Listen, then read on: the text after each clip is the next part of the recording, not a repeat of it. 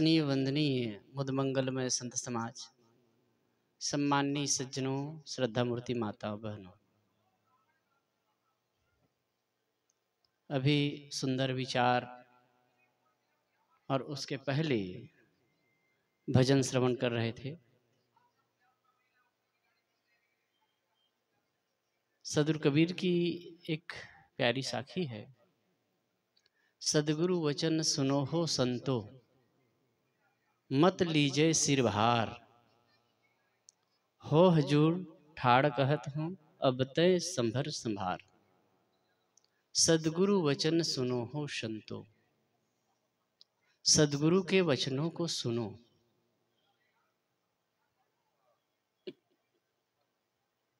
ये महाकुंभ देश विदेश से लोग भाव से, श्रद्धा से आ रहे हैं। अब एक धारणा है कि महाकुंभ में अमुक तिथि पर स्नान करने से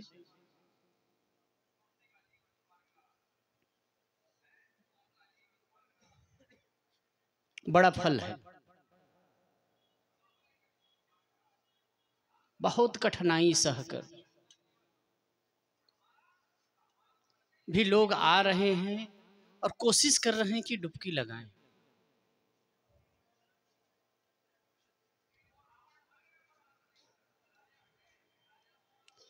अब ये धारणा में रह करके लोग पढ़ करके बहुत कष्ट भी सह रहे हैं।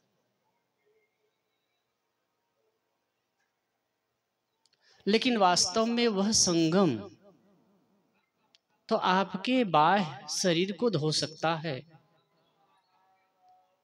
लेकिन असली शुद्धता, असली पवित्रता संतों और गुरुजनों के वाणी और ज्ञान से ही हो सकता है।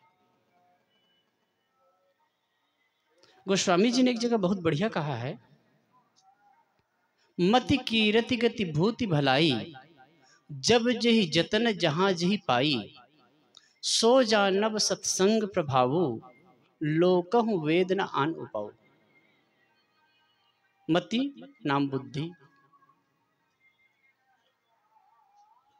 कीर्ति यश धन भलाई, जो कुछ भी जहां भी जिस किसी प्रकार भी लोगों को प्राप्त होता है, उसमें सत्संग का ही प्रभाव जानना चाहिए।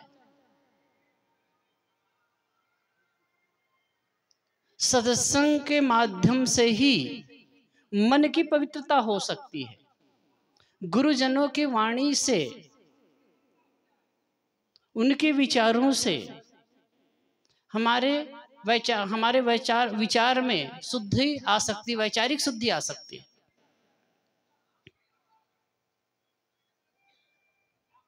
यहां बात आती है सदगुरु वचन सुनो हो संतो, सदगुरु के वचनों को सुनो।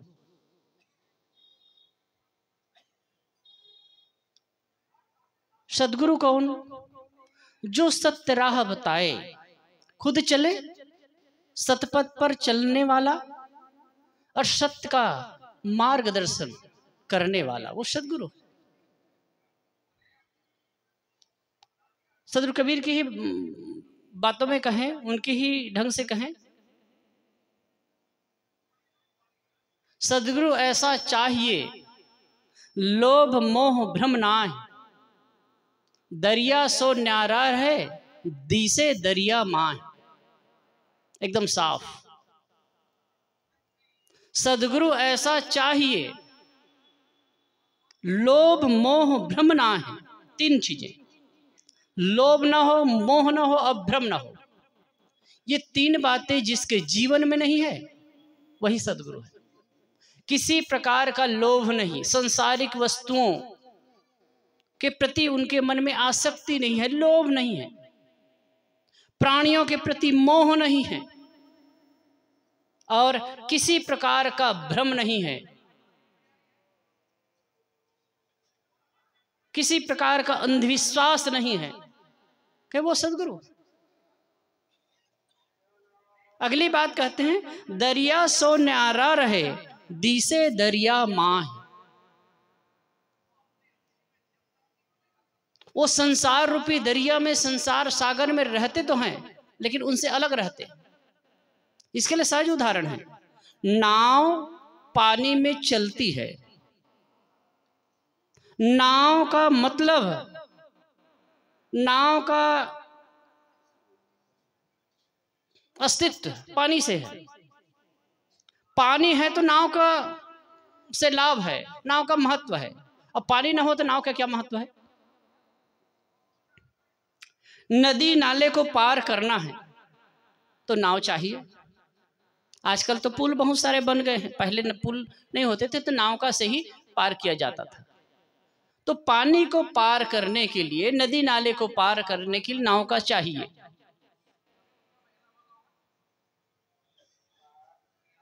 ना पानी है तो नाव का महत्व है, और नदी पार करने के लिए नाव काम का है। लेकिन यदि नाव में पानी आ जाए तो नाव का डूबना है। यहां कह रहे हैं सदगुरु ऐसे होते हैं जो संसार रूपी सागर में रहते तो हैं, लेकिन उनके अंदर सांसारिकता नहीं होती है। जैसे नाव नदी में चलती है, तभी तक वो नाव आपको पार कर सकती है जब नदी का पानी नाव के अंदर ना आए। अगर आने लगे तो डूबना तय है। एक संसार बाहर का, एक संसार भीतर का। बाहर का संसार किसी को नहीं बांधता है, बाहर का संसार किसी को नहीं बांधता है, बाहर का संसार किसी को दुख नहीं देता है। अपना बनाया हुआ संसार, अपने अंदर जो मान्यताओं का संसार है, जो अपनेपन का संसार है, वही दुख देता है, वही पीड़ित करता है। और इससे जो ऊपर होता है वही सदगुरु है, वही सदगुरु है। वो किसी भी वेशभूषा में हो सकता है। कहते हैं ऐसे सदगुरु की वाणी वचनों को सुनो जो कहीं बंधा नहीं है, कहीं फंसा नहीं है, कहीं भ्रम में नहीं है, कहीं मोह में नहीं है, कहीं लोभ में नहीं है। अगर गीता के भाषा में कहें, की भाषा में कहें, प्रजहाति यदा कामान सर्वान् पार्थ मनोगतान् आत्मन्यो आत्मनः तुष्ट स्थित प्रज्ञस्य तदुच्यते। प्रजहाति यदा कामान सर्वान् पार्थ मनोगतान्। श्री कृष्ण महाराज कहते हैं कि हे पार्थ, मन में स्थित सारी कामनाओं को जब साधक त्याग देता है, आत्मन्यो आत्मनः तुष्ट, और आत्मा द्वारा आत्मा में संतुष्ट रहता है, उसे स्थित प्रज्ञ कहते हैं। और ऐसा स्थित प्रज्ञ मनुष्य ही सदगुरु होता है। अगर गीता के ढंग को देखें, गीता के ज्ञान देखें, तो कृष्ण एक सदगुरु हैं और अर्जुन शिष्य है। तो वास्तव में सांसारिकता से जो आदमी ऊपर है, वही अपने आप को दुख मुक्त कर सकता है। और ऐसे वचनों को, ऐसे महापुरुषों के वचनों को सुनकर हम भी अपने आप को दुख मुक्त कर सकते हैं। क्योंकि देखिए, ज्ञान की बातें तो कहीं भी सुनने को मिल जाती है, पढ़ने को मिल जाती है, लेकिन जब वैसा आदर्श सामने होता है तो उससे हमें प्रेरणा मिलती है कि सामने कोई कर रहा है तो हम भी कर सकते हैं, सामने कोई कर रहा है तो हम भी कर सकते हैं। और सुनते हैं तो भाई पहले के लोग कर लिए या कोई कर गया। एक समस्या हमारे यहाँ ये है कि हम कोई महापुरुष होते हैं जिन्होंने कोई आदर्श प्रस्तुत किया, जिन्होंने कुछ किया, कुछ समय के बाद उनको अवतार, भगवान या देवता मानकर बैठा देते हैं। और ऐसा करने से हम उनके आदर्शों से वंचित रह जाते हैं, उनके मूल्यों से वंचित रह जाते हैं, उनसे जो सीख ग्रहण करना चाहिए उससे हम वंचित हो जाते हैं। क्योंकि होता है कि वो तो भगवान थे जी, वो अवतार थे जी, तो वो कर सकते हैं, हम कैसे कर सकते हैं। तब बात आती है कि उनके नाम जप से मुक्ति मानते हैं, उनके कीर्तन करने से मुक्ति मानते हैं। लेकिन एक प्रकार से कीर्तन करने से, जप करने से थोड़ा बहुत सात्विकता की भावना आ सकती है, थोड़ा बहुत संतोष हो सकता है, लेकिन काम बनने वाला नहीं। यहां बात आए, सदगुरु वचन सुनो हो संतो, सदगुरु के वचनों को सुनो और मत लीजिए सिर भार। सिर में मान्यताओं का बोझा, सिर पर मान्यताओं का बोझा ना मत ला दो। यदि हमें सच्चे सदगुरु मिल जाएं, उनकी बातों को लेकर के हम चलें। एक सज्जन मुझे मिले थे,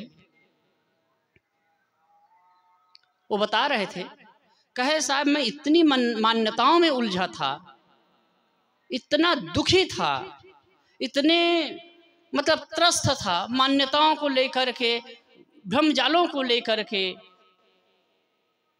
लेकिन जब कबीर वाणी को मिला तो साफ हो गया, कबीर वाणी मिली तो साफ हो गया। अब इतना अच्छा हल्का महसूस करता हूं कि क्या पूछना, लगता है कि मेरे सिर का भार उतर गया। हम बहुत सारी मान्यताओं को लेकर के जीते हैं,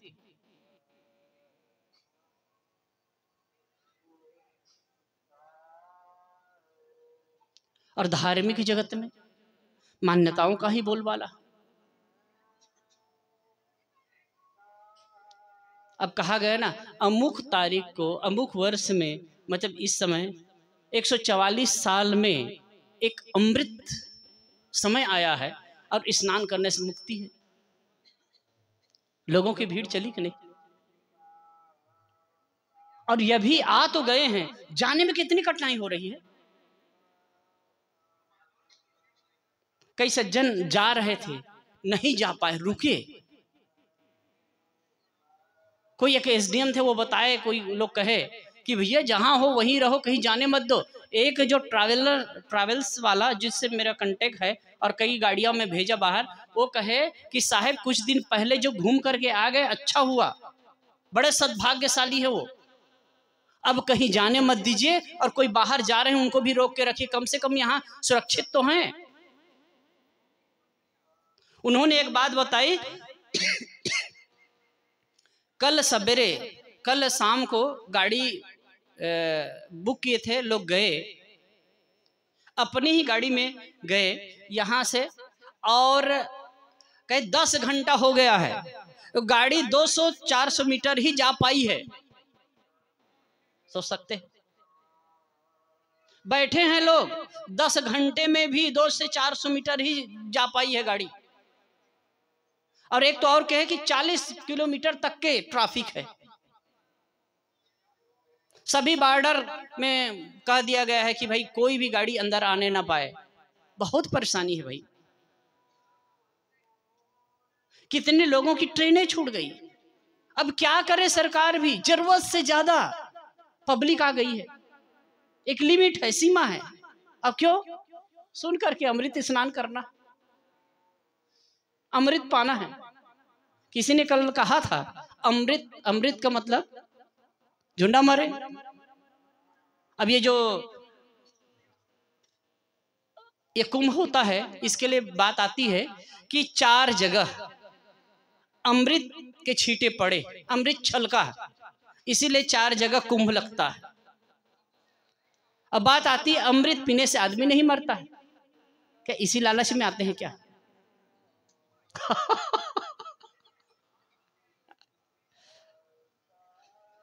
दूसरी बात, कल तो इतना जोर से हमारे कोई साथी बोल रहे थे कि यहाँ आने से स्नान करने से पाप से मुक्त हो जाएंगे। एक मैं यही की सच्ची घटना बताऊं, और जो सुनते हैं वो अपने जीवन में सोचे विचारें।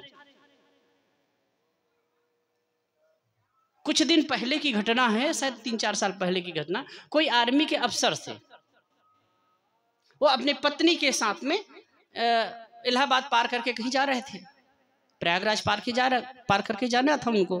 तो उसकी पत्नी ने कहा, उनकी पत्नी ने कहा कि ऐसा है, यहाँ के तीर्थ की महिमा है, रुकते हैं यहाँ स्नान करेंगे, कुछ रुक लेंगे फिर चलेंगे। तो कहे ठीक है। तो कहीं गंगा के उस पार रुके और कुछ सामान खरीदने के लिए गए। कोई देखे तो सामान खरीदने का मन होता है, तो सामान खरीद लेंगे करके। तो एक दुकान के पास में वो अपनी पत्नी को बैठा दिए और कहे कि मैं थोड़ा और देखता हूँ, थोड़ा से अंदर गए, दूसरे साइड गए, और जब वहां से 5 मिनट के बाद आए तो उसकी पत्नी गायब। तो वो दुकानदार से पूछता है कि भाई मेरी पत्नी यहाँ बैठी थी, कहाँ गई?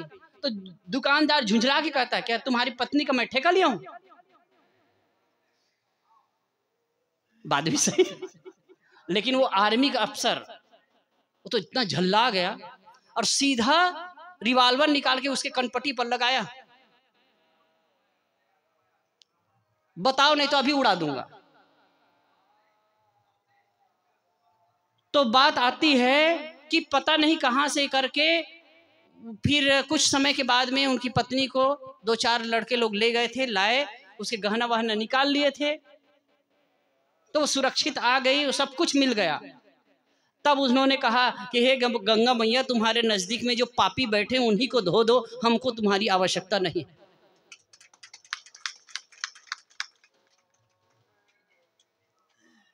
हमारी मानसिकता खराब है, गंगा क्या करेगी जी?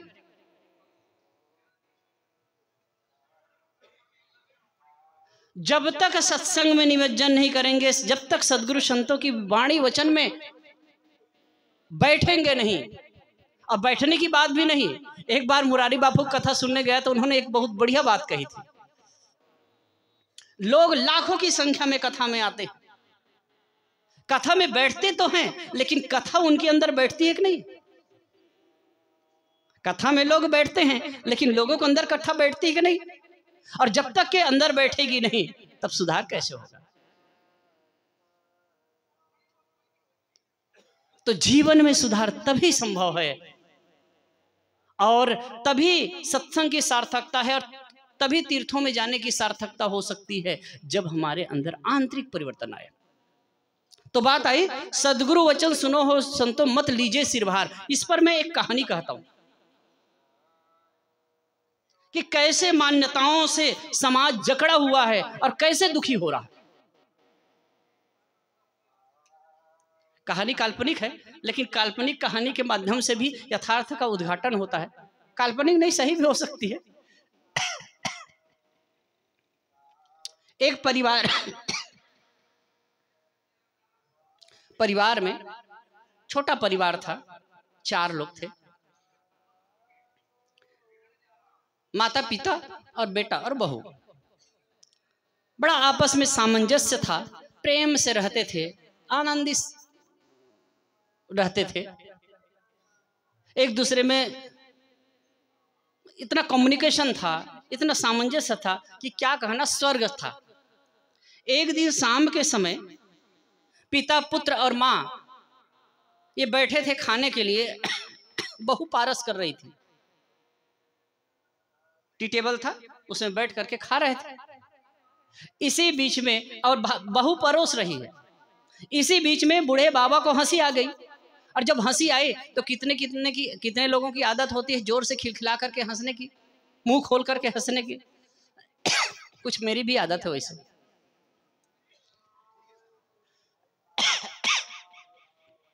तो वैसे जोर से हंसे, और जैसे जोर से हंसे खिलखिला करके, तो उसका मुंह खुला। और आप देखते हैं ना, बहुत लाइट होती है तो फिर मक्खी भी रहती है, तो एक मक्खी उनके मुंह में घुस गई, बूढ़े बाबा के, और वो खांसने लगे, खो खो खो खो खो। और इसी बीच में खांसते खांसते उनकी उल्टी भी आ गई। हंसी का माहौल था, एकदम गमगीन हो गया। फिर बूढ़े बाबा को लगने लगा कि जो मक्खी मेरे अंदर गई है वो निकली नहीं।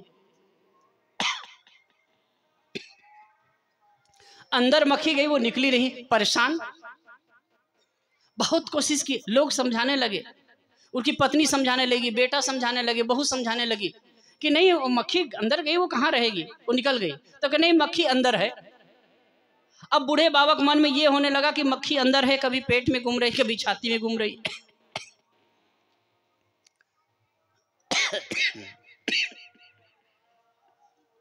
बहुत परेशान।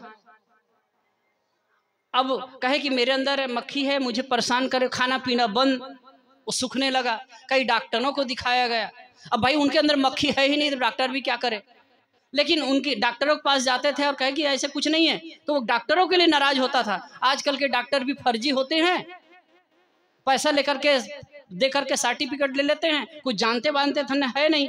मैं महसूस कर रहा हूं मेरे अंदर मक्खी है, मैं पीड़ा से पीड़ित हूं, दुख से पीड़ित हूं, और ये कहते मक्खी नहीं है। घर वाले भी परेशान हो गए। आप जानते हैं किसी के घर में कोई बीमार होता है तो बीमार तो दुखी है ही, घर वाले भी उनके लिए परेशान रहते हैं।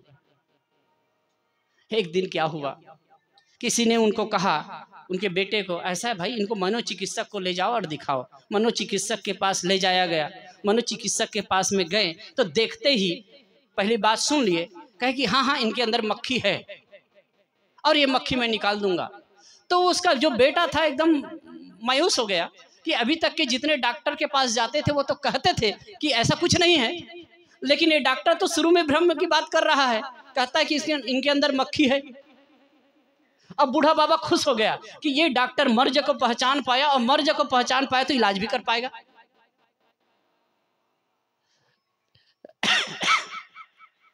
उसका बेटा कहता कोई बात नहीं, अब कह रहा है इन्हीं पास इलाज करा लेते हैं। वो कहे आज नहीं, मैं कल इलाज करूंगा, पता नहीं मेरे अंदर मक्खी आ गई क्या। दूसरे दिन कहे कि भाई दूसरे दिन इनको लेकर के आना, तो लेकर के आए तो उनको टेबल पर लिटा दिया गया, और डॉक्टर साहब ने कहा इधर दबा करके पेट के पास में पकड़ा। और बाबा कहते थे कभी पेट में मक्खी घूम रही, कभी छाती में, कभी इधर कभी उधर, दाएं कभी बाएं।